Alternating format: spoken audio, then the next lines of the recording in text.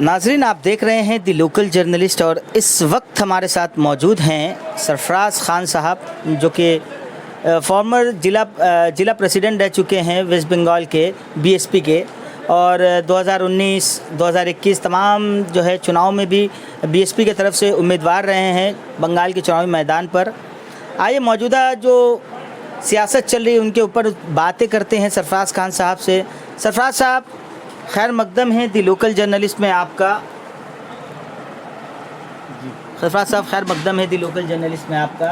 Sir, ये क्या कहेंगे जिस तरीके की जो सियासत चल रही है आज बंगाल में, ख़ास तौर पर जो कहा जा रहा है कि सियासत अब संविधान की जगह बुलडोज़र से चलेगी, क्या कहना चाहेंगे इसको लेकर? उम्मीद है बंगाल में ये नौबत नहीं आएगी। बुलडोज़र वहाँ हमारे झारखंड के बॉर्डर में ही रोक दी जाएगी। बुलडोज़र जो है झारखंड के बॉर्डर पे ही रोक दी जाएगी।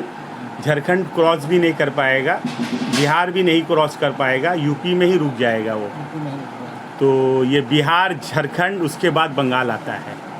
और आने वाले 24 में ये बुलडोज़र आखिर लोग क्यों चला रहे हैं? बुलडोज़र है क्या?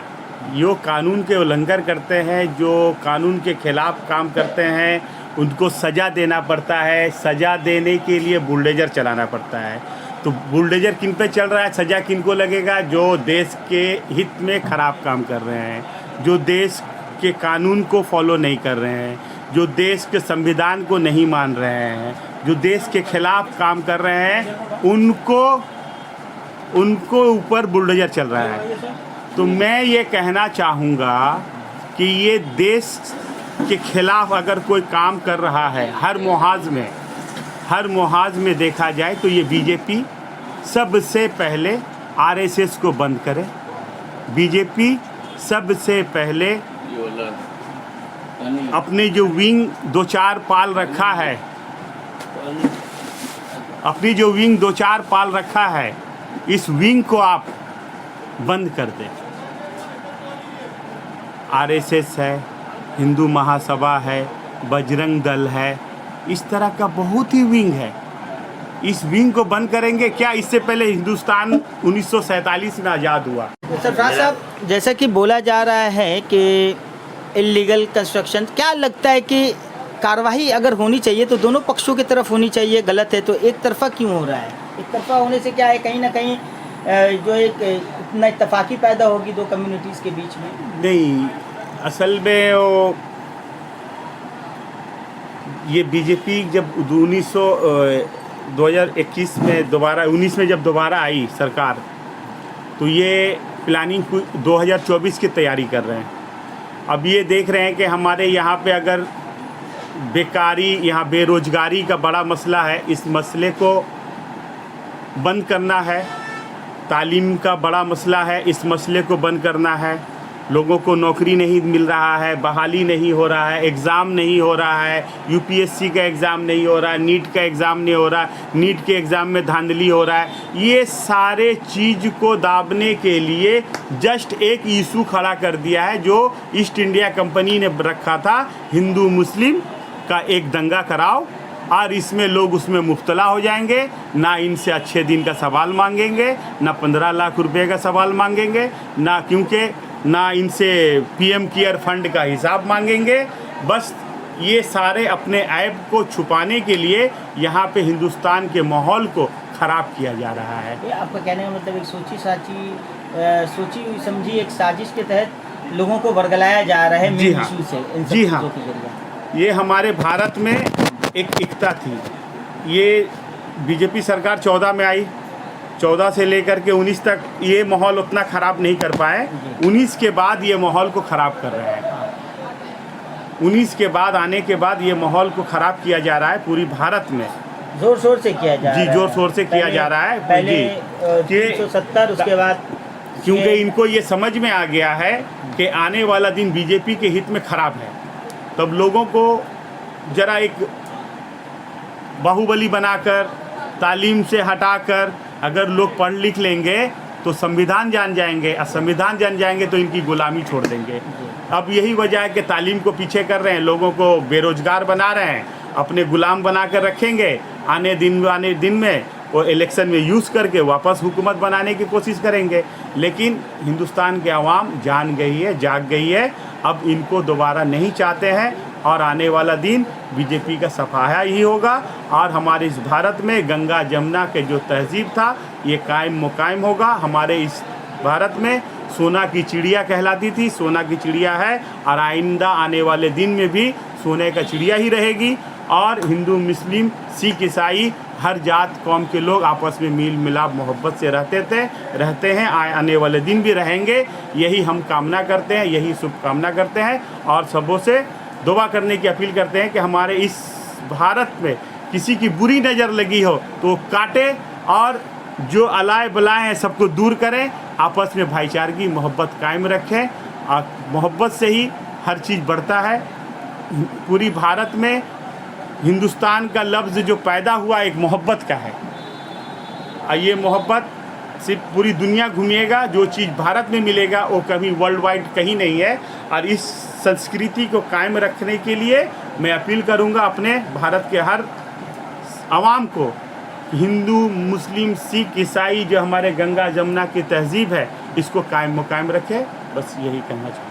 एक चीज़ देखा जाता है सरफराज साहब, कहीं ना कहीं कोशिश बंगाल की फ़िज़ाओं को भी बर्बाद करने की कोशिश की जा रही है। जैसे कि 2021 में देखा गया, काफ़ी कोशिश की गई थी, लेकिन कहीं ना कहीं बंगाल के आवाम ने बीजेपी को रिजेक्ट किया। लेकिन उसके बाद भी चीज़ों को देखा जा रहा है कि फिर से भड़काने की कोशिश की जा रही है। आप इस पर क्या कहेंगे? एज ए पॉलिटिशियन आपने भी चुनावी मैदान पर उतरा और ग्राउंड पर काम किया है। मेरा अपना ये पर्सनल एक्सपीरियंस ये कहता है कि आज 33 साल की हुकूमत बर्बाद हो गया, जीरो में आ गया।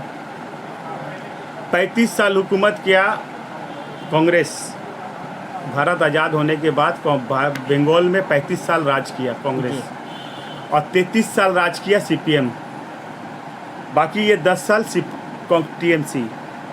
तो ये सारा इतिहास आने के बाद ये पता ये लग रहा है कि 10% नौकरी कांग्रेस के दौरे हुकूमत में थी और ये सीपीएम के दौरे हुकूमत में 5% छोड़ के गया। जब ये टीएमसी की हुकूमत आई तो मुसलमानों का माइनॉरिटी की नौकरी यहाँ 5% था, ये आहिस्ता आहिस्ता सबों को जीरो कर दिया। अभी ये 0.5% नौकरी है बंगाल गवर्नमेंट में माइनॉरिटी की। आप किसी भी आप आरटीआई एटीआई जो भी करना करके देख सकते हैं, ये आपको पता लग जाएगा। और अभी तो हर जगह हाई कोर्ट सुप्रीम कोर्ट चल रहा है, ये नौकरी लेकर ही चल रहा है। तो यहाँ पे ये देखा जा रहा है कि माइनॉरिटी वोट विनर फैक्टर है। अब मेजॉरिटी वोट यहाँ पे वो चलना नहीं है, तो माइनॉरिटी का एक दबदबा बना हुआ है, जिसलिए माइनॉरिटी को थोड़ा सा ऑक्सीजन देकर रखती है मोहतरमा। बाकी वहाँ पे अगर कांग्रेस को ऑक्सीजन देंगे तो उनका वोट डिवाइड हो जाएगा, सीपीएम को ऑक्सीजन देंगे तो उनका वोट डिवाइड हो जाएगा। क्या लगता है इसलिए रहने से बीजेपी के बंगाल में रहने से फ़ायदा है टीएमसी को या नुकसान है? बीजेपी को अगर बंगाल में है तो टीएमसी को फ़ायदा है। बीजेपी अगर मजबूत होने से टीएमसी फ़ायदा है। हाँ, टीएमसी फ़ायदा है, इसलिए कि यहाँ पे हिंदू मुस्लिम का एक कार्ड है, वो कार्ड को खेल कर वो हमेशा से नोबनो हासिल कर सकती है, हुकूमत बनाई जा सकती है, क्योंकि यहाँ माइनॉरिटी वोट विनर फैक्टर है। जो समीकरण बताता है वो हाँ। वहाँ से माइनॉरिटी एक तरफा, हाँ, जैसे लास्ट जो हुआ। जी हाँ, अभी ये बाई इलेक्शन हुआ तो उस तरह का वोट का परसेंटेज क्यों नहीं आया जो 6 महीना पहले जो हुआ 21 में जो इलेक्शन गया, इसमें आपका वोट परसेंटेज एक कैंडिडेट 1.5 लाख 2 लाख वोट से जीता है। हाँ। अभी ये बाई इलेक्शन हुआ, ये क्यों 15,000 20,000 वोट से जीता है भाई? इसको भी जीतना चाहिए सुब्रत मुखर्जी के जैसा, तो इतना वोट तो होने पाए। वो तो कह रहे थे कि बाईपोल था और रमज़ान था, इस वजह से शायद वोटिंग परसेंटेज। देखिए, एक छोक होता है, हमें मोदी के खिलाफ वोट करना है। लोग टीएमसी को वोट नहीं दिए हैं, मोदी के खिलाफ वोट दिए हैं, तो इसलिए सीपीएम का वोट, कांग्रेस का वोट स्विंग किया टीएमसी में। लोगों को डरा दिया गया कि ये होगा वो होगा, बुलडोजर चलेगा, इसलिए लोग खौफ में थे, इसलिए वोट नहीं दिए। अब क्या है, अब आहिस्ता आहिस्ता जाग रहे हैं। अब देखिए गिरन लेवल से अभी आप केएमसी का इलेक्शन हुआ और भी बाई इलेक्शन हुआ, सीपीएम का वोट इंक्रीज़ किया है, कांग्रेस का वोट परसेंट बढ़ा है। क्यों बढ़ा भाई? तो बढ़ने का रीज़न ये है कि लोग ये जान रहे हैं, लोग ये जान रहे हैं। अब इनको भी समझना होगा कि हम जो वादा किए थे उस वादे को पूरा करें, और माइनॉरिटी वोट से आपको अगर हुकूमत ही करना है तो उनके जो हक है उनको अदा करें। आपको ऐसा लगता है कि माइनॉरिटी का वोट तो लिया जा रहा है लेकिन उसे इस्तेमाल किया जाता है, उनको उस तरीके का जो फ़ायदा मिलने चाहिए थे सरकार की तरफ से वो तमाम सुविधाएं नहीं मिलती है? कहाँ, हमें एक बात अच्छी तरह पता है, जब ये 2019 में हम खुद नॉमिनेशन फाइल किए थे एमपी इलेक्शन में, डेबिट में भी बैठे सारे चीज़ पे, तो हमने एक ही सवाल उठाया कि आज बिहार, यूपी, राजस्थान, भारत के हर एक स्टेट में हुआ, वहाँ पे जो कच्चा मकान था सब पक्के मकान बन गया इंदिरा गांधी विकास योजना के तहत। जी। इंदिरा गांधी विकास योजना के तहत रुपया मिला 4 लाख 5 लाख करके, और हर कच्चे मकान पक्का में तब्दील हो गया। तो ये कानून बंगाल में क्यों नहीं एप्लीकेबल किया जा रहा है? बिहार में चालू है, झारखंड चालू है, यूपी चालू है, हर एक स्टेट में इसका फ़ायदा लिया जा रहा है। तो ये इंदिरा गांधी विकास योजना यहाँ भी बताया जा रहा है कि कुछ कुछ जिलों में हो रहा है। आप कलकत्ता शहर से 20 किलोमीटर दूर निकलिए तो आपको गरीबी दिखाई देगी। जी हाँ, बिल्कुल बिल्कुल। तो आखिर क्यों बंगाल के मुसलमान या बंगाल की माइनॉरिटी को वो सुविधा क्यों नहीं मिल रहा है? क्या ये गंगा के लास्ट में है? इसलिए गंगा के बहाव में होते तो उनको फ़ायदा मिलता, गंगा लास्ट में बहता है तो गंगा यानी किनारे चले जाओ। ये क्या हमारे भारत के अंदर नहीं है? ये यहाँ संविधान भारत नहीं है? संविधान यहाँ है, संविधान के मुताबिक यहाँ के एमएलए को चुना गया, एमपी चुना गया, आज डायरेक्टर ये असेंबली चल रहा है संविधान।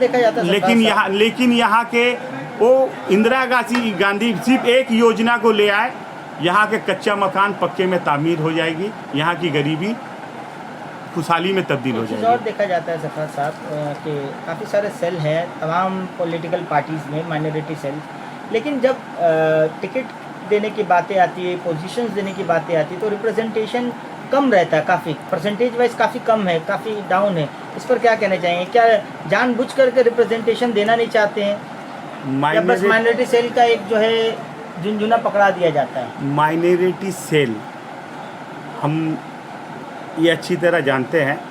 जब ये इदरीस अली साहब थे उनके साथ में भी मैं रहा, तो माइनॉरिटी सेल का काम है सिर्फ माला चढ़ाना, माला दान करना, फीता काटना, और